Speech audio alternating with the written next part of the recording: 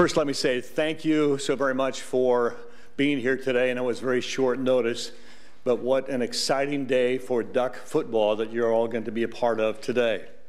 We have several people who are going to speak to you, and obviously you want to meet the new guy.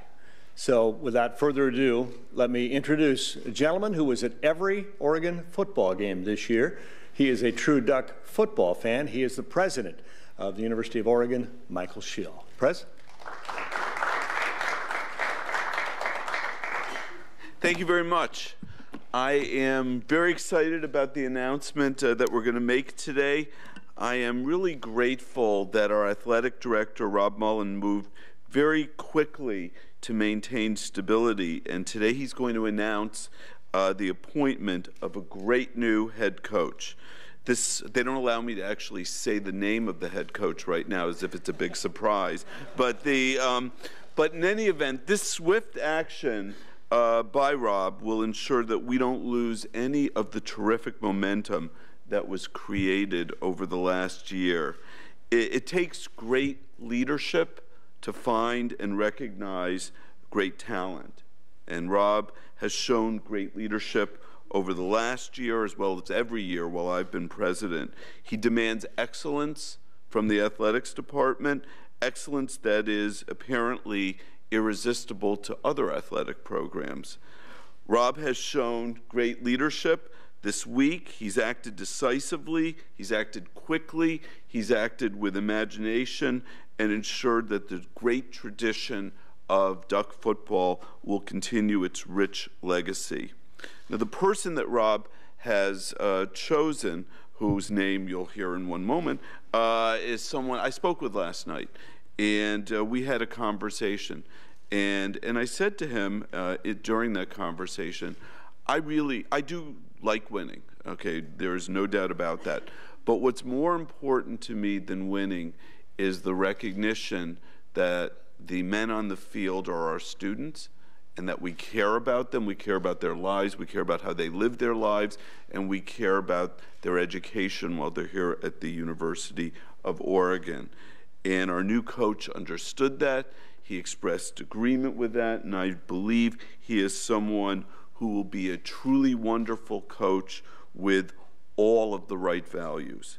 And with that, I want to ask Rob to come up to the mic and introduce our new head football coach.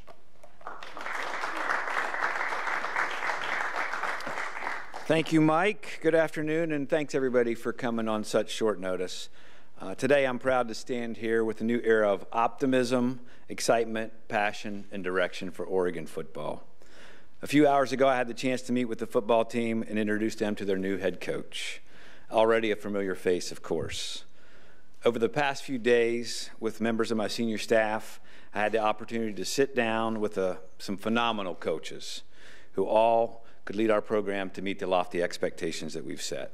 Yet something separated Mario from the group. His commitment to the full student-athlete experience, his fierce desire to compete, his passion for recruiting, his love for Eugene and this university, his stellar reputation with his football mentors, and his vision for what comes next. It is true that many of our team members supported his hiring, but that would be an easy excuse to hire Mario. I would not be doing my job, acting in the best interests of this university and our football team if I hired a new coach based on emotion or familiarity. And that is exactly why I'm confident this decision, that's exactly why I'm confident of this decision, because it's so much more than that. Mario came to Eugene as a champion. He won 2 national titles as a player at the University of Miami. He won a national title and competed for a second as an assistant coach at the University of Alabama. He took an unheralded program at FIU and led them to a conference title as a head coach.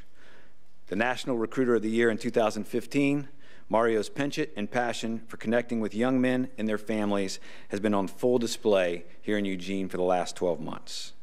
His love for his students, his passion for football, his immediate connection to our university, his experience as a winner, his ability to manage a program as the top executive, his commitment to academics, compliance, and the student-athlete experience, his wonderful wife, Jessica, and their 2 sons, Mario and Rocco, his belief that we can win Pac-12 and national titles, his infectious enthusiasm, his desire to go beyond excellence. That is why Mario is our new head coach. I want to thank President Schill, Chairman of the Board of Trustees Chuck Lillis, and the Board of Trustees for their invaluable support for our efforts over the past week. It is an honor and a pleasure to introduce the new head football coach at the University of Oregon, Mario Cristobal.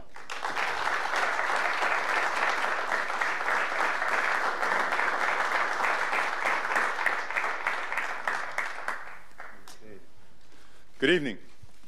Where do you start? Tremendous amount of thank you goes out to the entire Duck family. I am beyond humbled and honored to be here today as the head football coach of the University of Oregon. I know this. I think everyone that knows me will also know this. You'll receive every ounce of effort, sweat, whatever it takes to make sure that our student athletes have the best, the finest experience from an academic standpoint and a football standpoint. But before I get into that, there are so many people to thank, and that's probably always the hardest part of trying to put this piece of paper together, right? Make sure you don't miss anybody because, right, you get one chance to do so. So I want to make sure, I want to thank the following: President Schill for, again, everyone involved in this process that have been so gracious with me. Rob Mullins for having the trust to allow me to help guide and lead this program. Chuck Lillis, and of course Pat Kilkenny, Rob Miletus, and of course Phil and Penny Knight, who again have always been incredible with us here at the University of Oregon. And you know, oftentimes in these situations, in these press conferences, the players get lost in the shuffle. And I'm a big fan of always making sure that the staff and the players are at the forefront of everything, especially when you show gratitude. And I can't thank them enough.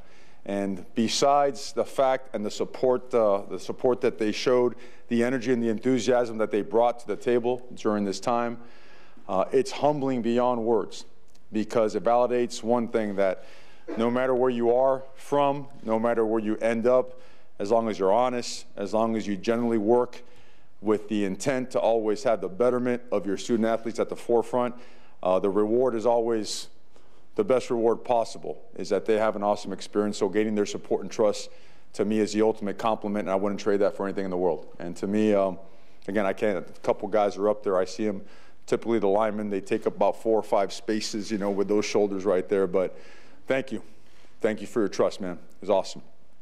And I want to thank my family also, my best friend, my companion, my dream girl, all right, my wife, Jessica, who, you know, with these football wives, it's kind of funny. I always say, hey, you know, we could have had a bigger family, right? You know, we could have gone 4, 5, 6 kids. And she's like, yeah, easy for you to say. I'm a single mom during the season, you know. So incredible what she and all the wives of all the staff members, what they do. And my 2 dudes right there, Mario Mateo Jr., Mario Jr., what's up, buddy? You good? You all right? Okay. And Rocco, what's up, Rocco? All right. The enthusiasm will show later. You'll see it pop out at Autzen. But Jessica looks forward to really being involved heavily in the community, and she already has done a number of different things, and that's important to us. You know, our faith is important to us, and so is being able to contribute and give back to the community. All right, so I'm on my way out to Oregon last year, about a year ago, right? I hear all these wonderful things, and certainly the reputation speaks for itself. Years and years of great football and tradition and facilities, a beautiful part of the country, and heard about it, you know, believed it, was ready for it, checked it out, and I expected incredible things, and after being here a year, I can honestly say it's blown away my expectations, completely blown away my expectations, and from every standpoint, because, and I'll get into it a little bit, I mean, for starters, since we are talking a little bit about football and the student athlete, the great football tradition and the great coaches that have come before, you know, Coach Brooks, Coach Bellotti, I don't think that the entire country understands the standard that has been set. And now we carry the weight of that, and our players understand that. We are borrowing these jerseys. It's our job to elevate the standard, to create that legacy, and to uphold the legacy, more so to speak. You look at the, you know, Marcus Mariota and the Heisman Trophy that he brought home, and probably the most, I would say, most prolific award winner in the history of college football, with everything he did and the standards that he set as well. The Mariota Center and the rest of the facilities that we have here at Oregon on a national scale unmatched. The game day experience at Autzen Stadium, because I've been in some good ones. I played in the Orange Bowl now. Don't think I'm that old, all right? The Orange Bowl was actually a really good stadium where incredible football was played. And I know Rob can attest to the days down there. I mean, it was deafening, incredibly loud. It was just an atmosphere that no one wanted to play in. And being here, you know, for the season and watching Autzen light up and go crazy and bring an energy, whether they be swag surfing, air guitar, and whatever they did to create a tremendous advantage for our football team. I need to ask our fans, our family right now, you got to bring it. It's critical to us. It's deep for us. It hits right here, home. And when we come out of that tunnel and we see that, we're a different ball club. So we need that. So I want to make sure I got that out. That's one of my demands, okay, while I'm here. But what I don't want to get lost in all this stuff, you know, I've talked about facilities. I've talked about the stadium. I've talked about experience and all that. I can't emphasize enough of how important it has been and how incredibly grateful my family and I are because of the way we were treated and the hospitality that we've had since we've been here. You know, some of you know my parents, you know, they're from Cuba, okay? I guess the best way to explain it, and talking to my mom when I first came out to Oregon, you know, she's a little Cuban lady. She says, "Oh, Mario, where are you going?" You know, all this kind of stuff. And I say, "Okay, Mama, it's like this." And I kind of showed her a map. I said, "You're in Miami, so you're down here, and I'm going to Oregon, and we're up here." And she says, "I know, so far, you know." But I tell you, they made it very clear early that they wanted to teach me the fundamentals and the principles and the values to one day be the best father I possibly could be. And one of those things was to learn how to work and outwork all those around you. And not a day goes by where I'm not thankful for that. You know, there's a lot to talk about. I think it's important to mention that as a football coach, I think the word coach is often thrown around without understanding the value of it. When you're a coach, you're a teacher. You're a mentor, okay? You're a father figure. And when you're a coach, it's real simple. If you want to be successful, have a simple philosophy. Do it every single day as if you're coaching your own son. And that doesn't mean that it's easier and softer and kinder, more gentle. It means that every single thing you do is for the betterment, to maximize the potential of every single student athlete in the program. And that's important to us. One day, these young men, they're going to leave here. We're the final stop before real life. We are that final stop. After this, it's on, right? You know, that little card you guys kind of slash where you get your free milkshake and you got your dormitory you get in for free. Well, next year, that's a credit card. And you get that bill from Smoothie King, and you know, you get your mortgage sent to you. Your payments have to be made on time. So right now, while we have them, it's our job to make sure that we make these young men the best future fathers, best future husbands, best future leaders that they could possibly be.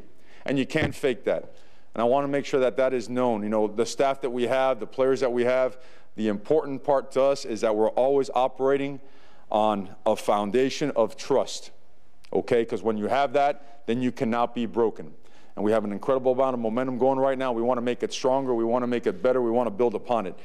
There is no rest. As you know, in this particular industry, if you rest, you're going to be left behind. And even it's for a day. So the people in this building, the guys that we recruit, what we foster is a DNA of being a relentless worker, doing the right things all the time, not some of the time, understanding that you are what you are 24/7.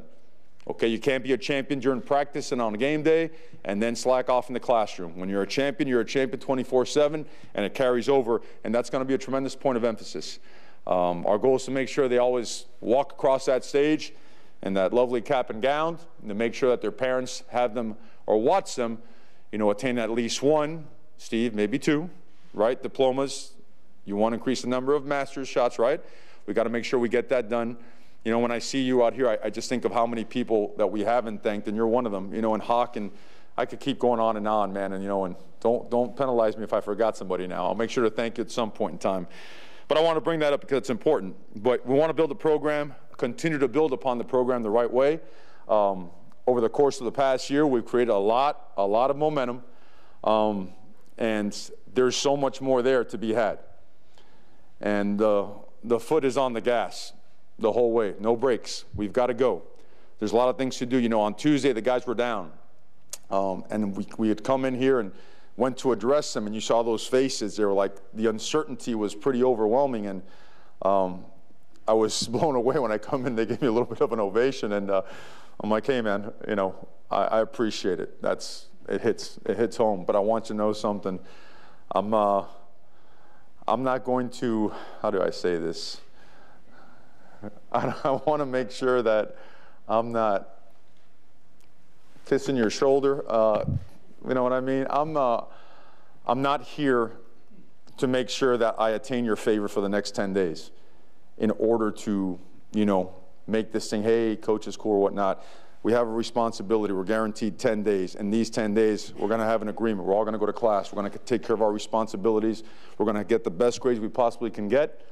And we're going to play the best brand of football by doing what? We're going to set the identity. We're going to solidify it in the bowl game, okay, as a university, as a program of what is to come, by being relentless, by being physical, by being explosive.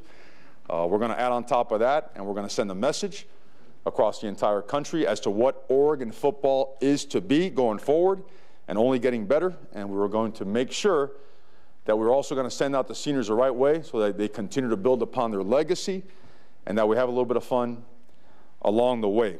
But make no mistake about it, when talking about the program and the brand of football we want to play, we do want to be that program. You guys kind of have an idea of where I've been, you know, before and some of the staples of those programs. So that's part of the DNA that I've been kind of raised to believe in, to be that type of program that other programs don't want to play.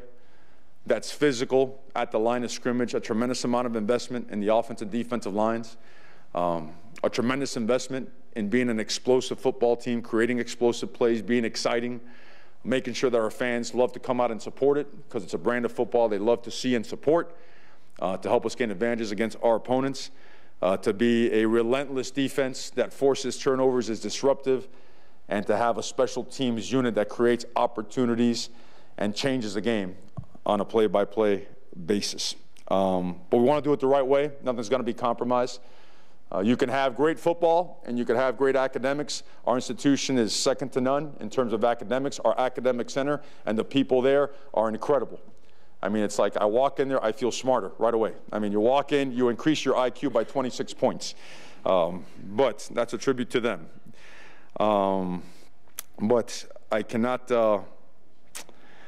can't emphasize enough the excitement that runs within not only myself but the locker room, and the fact that it's real. You know, I was thinking about so many different things that I wanted to say out here today, and I always tell the guys, they know I always walk into a place with a piece of paper and I start to kind of read it, but then I never see that again. I wonder why I did it. Usually takes up a couple hours. The best thing I could communicate is that, like, my heart and soul is in this one, and I don't know if anyone expects to fall in love with the place as quickly as Jessica and I did, but it's been incredible. So it is our duty, our obligation, and really our mission to make sure that we help to continue to elevate the student-athlete experience here at Oregon while they gain their diplomas, while they make tremendous impacts in the community, while we play for championships on a consistent basis, and be that team that we talked about. I know it's a lot of stuff, but you know how it is with coaches, right? Once you get talking, man, it's hard to stop. So if we're good with that, we'll open up to questions. Yes, sir. Here in the middle, Coach, let's wait for a microphone to get Okay. We'll also take questions for Rob Mullins, too. Coach, is this working? Okay. Coach, obviously, you know, you have some transition going on with your staff, too. What are your intentions with regards to your assistants and your coordinators? Absolutely. Good question. You know, we've had tremendous progress this year, and the staff and the players are the most important part of this equation. So we are working, and we'll work through the bowl game to make sure we do everything possible to retain as many staff members as we possibly can. On the left here, Preston. Coach, when Willie left, almost instantaneously players were taking to Twitter. You had a hashtag about you that they wanted you to be their head coach. Was there something that you did? Did you run through a wall in front of all them, or why do you think they wanted you so much? What I do? Where's Jake, Terrell? Those guys are up there. Man, You know what? You know what we did? We had fun this year and we got better. This is what players don't understand. This is oftentimes lost in coaching. If you're doing it as hard and as good as you can, and you invest your heart in it, you learn as much from your players as they learn from you. You know, I've coached football now for 20 years, okay? Hard, God, I don't know if I've ever had this much fun. And at the same time, just, man, these guys are special. They're special, and you need to be here in the building. You need to be around the locker room. You need to be around these guys. We owe them our best, and they got our best. So all I could say is I was blown away, man. I was blown away. I was humbled beyond what anyone can explain. It's just so I'm not great at Twitter. You know, I'm getting better. You know, I'm getting good with those fancy pictures and whatnot. But I can't do. I mean, these guys create avatars and all this other stuff. Incredible. I mean, I got fingers like sausage links. I can't get them on those little buttons, right? So I was, you know, I was blown away, man. I was blown away. Right here on the left, Ryan. Mario, can you speak to your experience at Florida International, some of the challenges you had there, and kind of your path after that to try and get another shot at being a head coach? Oh, it was an easy job. You know, we'll get there, and it was great just taking the job, lots of enthusiasm, and then we kind of went through the trill. We'll just go right down the line. The first meeting was, okay, we just found out, by the way, Coach, you've got a 5-year probation coming up. I go, oh, great, thank you. But besides that, we're good. It's like, no, you got 17 ineligible players, and you're probably going to lose another 24 scholarships. Oh, well.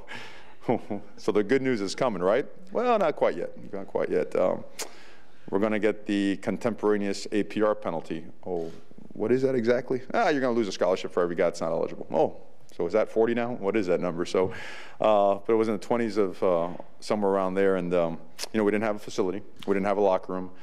I'll tell you, it was like the perfect way to cut your teeth and learn football or how to manage an entire operation the hard way. I mean, we had to, geez, do you remember those days?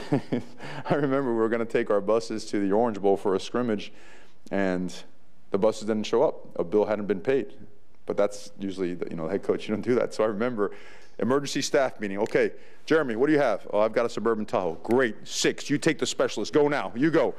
What do you have? The family truckster. Well, I could fit 10 wide receivers. All right, you're gone. Take them. And we managed to get the guys over there. So another time we sat on the runway and we were about to play an easy team. I think it was Alabama or something like that, you know. So we kept asking the question, what else do we have to deal with here? And we didn't have an academic advisor in place for a couple of years. But the good news was that in our first 4 games, we were going to play Penn State, Alabama, Florida, and Miami. And those are good, easy out-of-conference games when you're 0-12.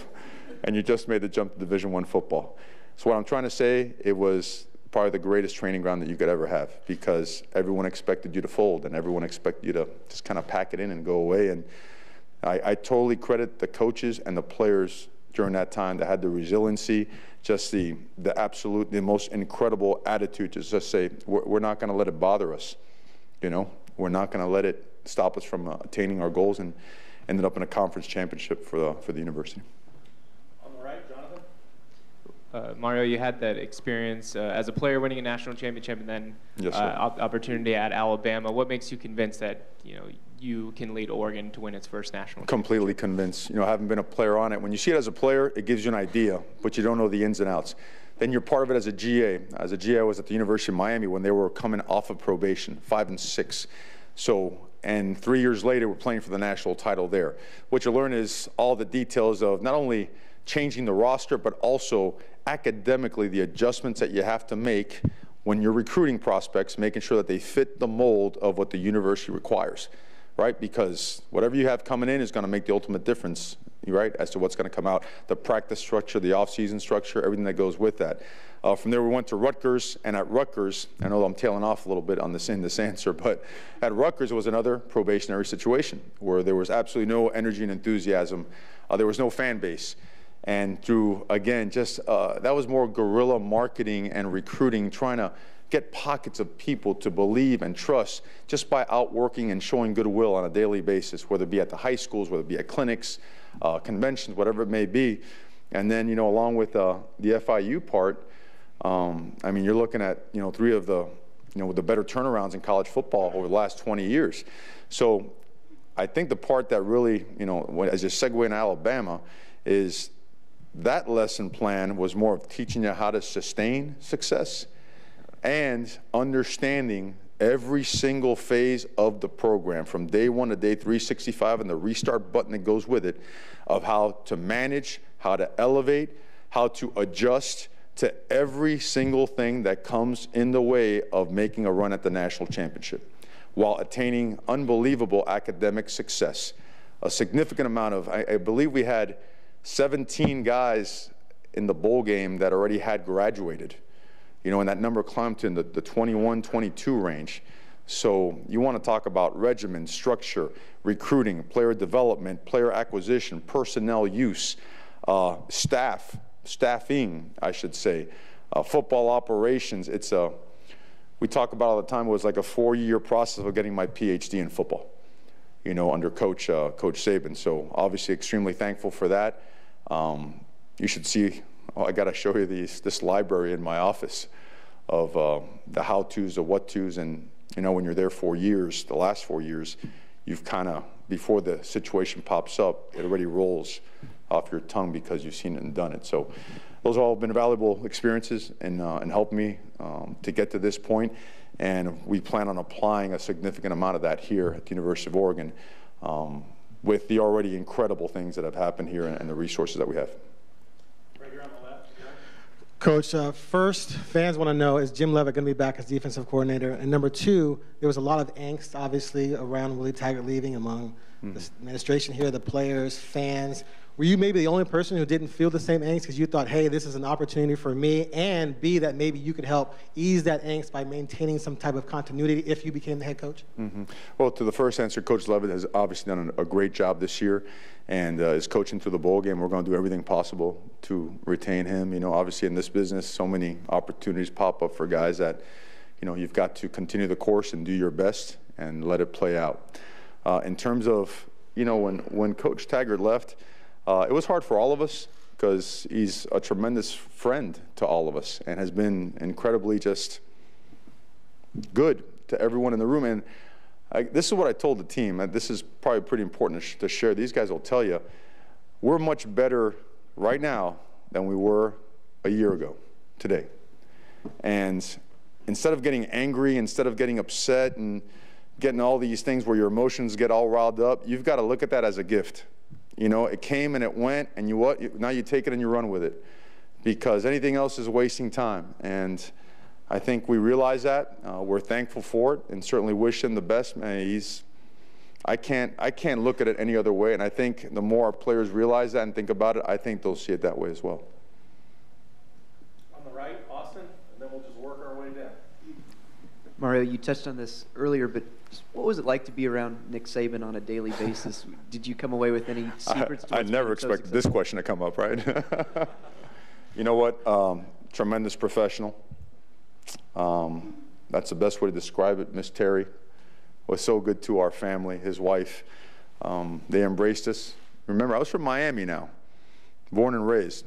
And you might want to take a snapshot of living off of South Beach and then getting dropped off in Tuscaloosa. Now, that's a little bit of a change. It was an incredible experience and left behind some people that you love and trust and admire. And at the same time, super happy for them and their continued success. But he's Coach Saban.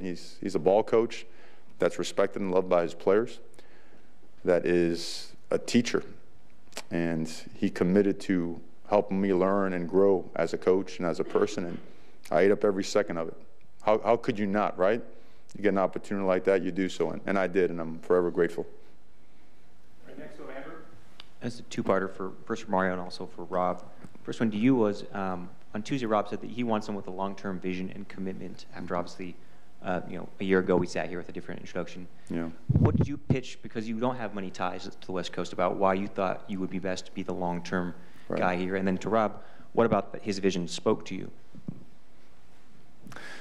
Okay, yeah, I figured that would be brought up at some point in time or the other, right? Just like Mom said, she's down there and I'm up here at Oregon. I know this. People say football is football, but it's much more than that, all right? I know a couple things that transcend geography in every way, shape, and form, and that's being honest, working hard, and caring.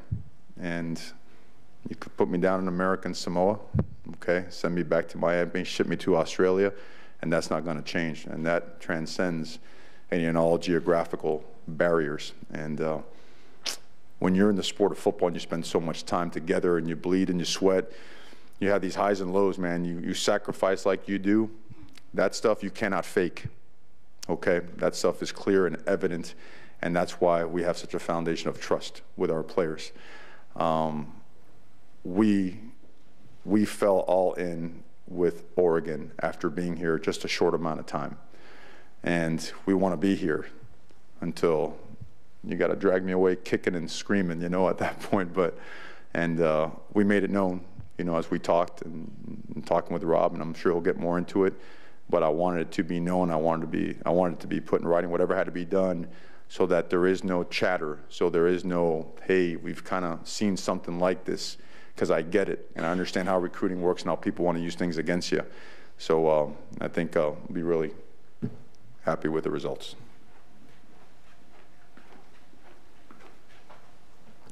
I think you can see exactly why. You know, obviously, we have the advantage of having him and his family be here for a year. When you sit down and talk about what it meant to be here, and you hear, you know, how much they love the community, how much they've invested in the community, you know, that's a big part of it. And you see how they've made the connections in the community, in the recruiting circles, and then you look at everywhere that he's been, you know, how he's invested in it, and the results that he's produced. It's easy to see he's got a vision and a clear plan, and you know, we're going to put his PhD to work. Rob, don't go anywhere. Another question for you. I'm sure you were impressed with the support from the players, but what did it mean to have a physical petition given to you from so many other guys? You know, we were well down the road. And again, these things don't happen in one day at 1 minute. I get the chance to observe the relationships that build over the year. So it was not a surprise to me that there was incredible support for Mario or for this staff. Because I get to see the whole transition. A year ago, they were just meeting these guys, and you can see how quickly they build relationships, how quickly they build trust, and the effort that they and their families put into making this a family. So I wasn't surprised. We were well down the road, and again, you know, that's a great factor. That's not the lead factor, but it is affirmation of what they think of Mario and the staff. But again, I knew that well before we ever started this process, because I get to see it on a daily basis. Tyson on the right, then we're going to go to Matt over here in the middle. I don't need you, Rob. Okay, thank you. Mario, a year ago when we all sat in this room, all the talk was about a rebuild and what it would take to get Oregon back on the right track. And I know you touched on this a little bit already, but yes, sir. A year later, after all the work you guys have did, what's kind of your evaluation of where you guys are at right now and how you guys can go forward from there? Got a strong foundation now. I think especially at the line of scrimmage, I can't emphasize enough, those guys have played with toughness and energy. They've knocked back, you know, our opponents and have set the tone on a game-by-game basis on both sides of the ball. Disruptive on defense, and at the line of scrimmage on offense, it's been, you know, oftentimes dominant, not only controlling the line of scrimmage, but being dominant. And then, you know, obviously everybody always talks about we were much different in terms of productivity, you know, when Justin was playing. But let me tell you, I want to give credit to Braxton. I don't think any one of us that have been freshmen at some point in time in college would like to be thrown out there and try to run around and complete a few passes in front of these Pac-12 crowds. And, you know, that's tough stuff. He's going to be a great football player.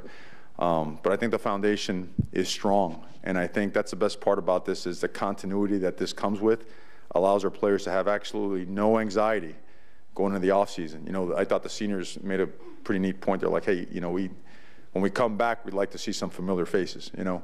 And the younger guys were like, well, as we head into the offseason, we'd like for the coaches to know our name instead of wearing a name tag or a strip of tape that have our name on it. Because all this time we spent building these relationships, it's wiped away. So that's where I think the foundation of the actual football part of it, as well as, you know, the rest, the relationship with our players, is pretty strong, and it's right for us to continue elevating, and we have to. The plan is to elevate the standard. In the middle, Matt. It's kind of a two-parter. You have a football game in 8 days, but you also have a signing day in 12. what's your timeline for recruiting, and kind of what are the goals you want to get accomplished, and then just what would be your message to the class that's currently committed right now? Yeah, you'd probably be better off to ask what's your timeline for sleep. You're not going to have any. You got to roll. You have to roll. This new signing period, this is one of the things that comes with all of a sudden our bowl picture, and we're excited as can be to be at the Las Vegas Bowl. But we were there during the originally planned last official visit. So one of the weekends is lost, and that's part of it. You just have to deal with it. The message to recruits is the movement hasn't stopped. It's only going to get stronger. And I know a lot of them, I guess I'm not allowed to speak about recruiting. Compliance is in here. I will abide always. But our efforts in recruiting have been incredible, and they're not going to cease. They're only going to get stronger, right? And this is a three-pronged kind of deal, right? It's talent acquisition, right? Player development, and then personnel use. Well, every single year, you cannot miss on a year by year. You can't have 3 good classes, 1 bad one. You can't have, well, we hit on offensive line, but we didn't get wide receiver. You have to hit on all cylinders every single year, not only to attain greatness and championship levels, but to sustain it. Okay, and everybody's working hard at it. The time frame is short. At the same time, we're on national TV. We're one of the early games. It's an incredible opportunity for our program to set an identity, put it in stone, and send a message that the Ducks are here, and the Ducks are on their way up, and on their way up fast. In the middle. Coach, you mentioned your parents being from Cuba, and I'm just wondering about the lessons that you've learned from them that you've been able to apply to your players now. Well, they were just relentless in terms of their approach to work. You can imagine in 1960, 61, arriving in the United States of America, not knowing the language and trying to raise a family, having to work 2 jobs and then going to night school to try to learn the language. So I didn't speak English until I was like 5 or 6 years old, whatever it was. So I could have been a great, one of those backups for Que Pasa USA, that show, incredible show, but they just found a way.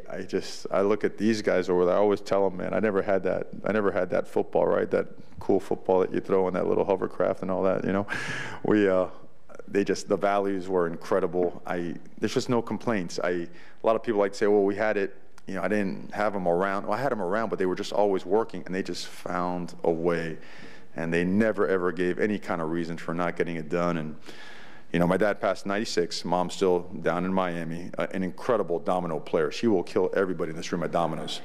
You got no shot at beating Clara Cristobal, but it's how you want to be as a parent. It's what you want to be. You're on the left, Aaron. Coach, will you continue to coach a position, or will you call plays, or will the new offensive coordinator call plays? And then, of course, the most important question: will swag surfing survive this change?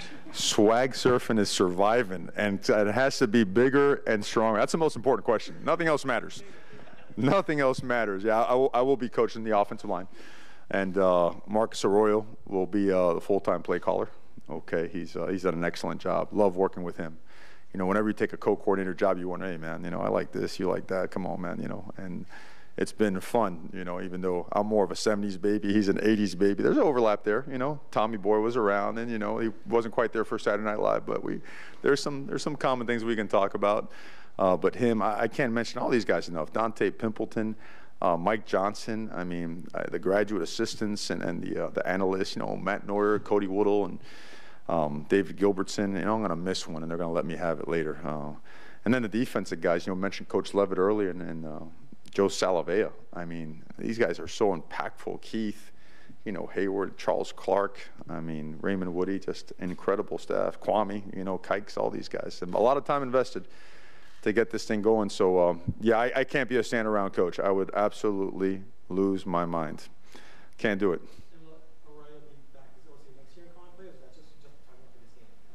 Well, Arroyo will be, yes. You're good at this question stuff, man. Put you around the spot, Yeah, he is. I'll tell you, he's been an incredible influence on Justin, and I know that Justin was glad, and the rest of the guys were glad to see all these guys, this here today. Right over here on the right, Jerry, right in the middle. Yeah. about the offense. You know, I've seen a lot of teams that run the spread, but they go behind under center too. And with Justin Herbert, potential pro capability, you think we can see a little more variation there, maybe a little in formations that we haven't been almost exclusive spread for the last 6-7 years? Yeah, well, you'll as you watch us from the beginning of the year to the end, we're very different at the end. At the beginning of the year, it's a read zone offense. By the end, you've got those large animals up there pinning and pulling and running power, 1 back power, 2 back power, outside zone weak and strong, pin and pull to the weak side as well, the screen game. We became much more multiple than we were upon, you know, during the beginning of the season. And when you have a guy like Justin, you got to continue to open up the playbook. This guy's incredibly smart now.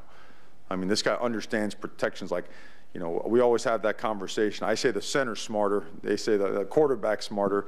So it's kind of a race to see who can flip-flop a protection or flip-flop a play to put us in an advantage situation.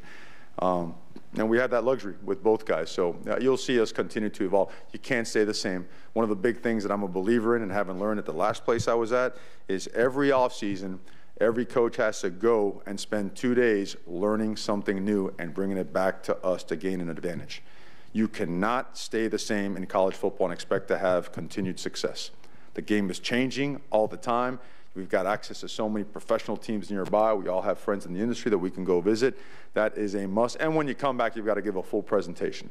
So it's not like, you know, you're going to go and hang out and eat cotton candy and come back and say, hey, I learned this new play. So we put a lot of emphasis on that because it's also my responsibility as a head coach to develop our position and assistant coaches and do my best to help develop the coordinators as well. And as a head coach, if you're not doing that, I think you're doing a disservice to your staff members. We got time for one more. Right there on the intro. Do you have a preference between, please talk into the microphone. Thank you. Do you have a preference between the 4-3 and the 3-4 defense? Well, to me, it's situational, and we've done it both this year. If you look at us on first and second down, we're very different than we are on third down. If you look at us versus base personnel, I mean 21 personnel, two backs, tight end, we're much more of an odd front, an odd tight front, but you look at us against some of the spread stuff, we're more of a 4-down front as it relates to the circumstance and situational football. So to say one or the other, I don't think many teams are just honed in on one particular front. What you see is the inside schemes were better defended out of the odd front, the 3-down. But remember, 3-down is a shrunk defensive end with a stand-up linebacker. He's one shade away from being a 4-down. So it's very multiple. You know, it's I think sometimes it's labeled as this or that, but there's a lot of overlap between both. Now, I hope that answers the question, just so that you understand it's, as from where we're coming from, is that you've got to have that multiplicity. Are you? All right. I'm gone. Thank you so much, guys. Really appreciate it. Honor to be here. Go Ducks.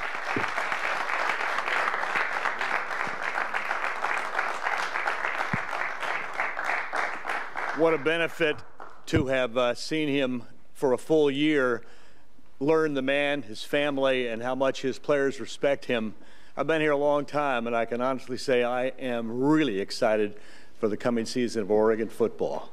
Thank you again for such short notice for being here. A very special day for us, and I know many of the media would like to talk to some players. We actually have some out in the hall for you, so if you'd like to go out and get some comments from them. Once again, thank you so very much, and always, go Ducks.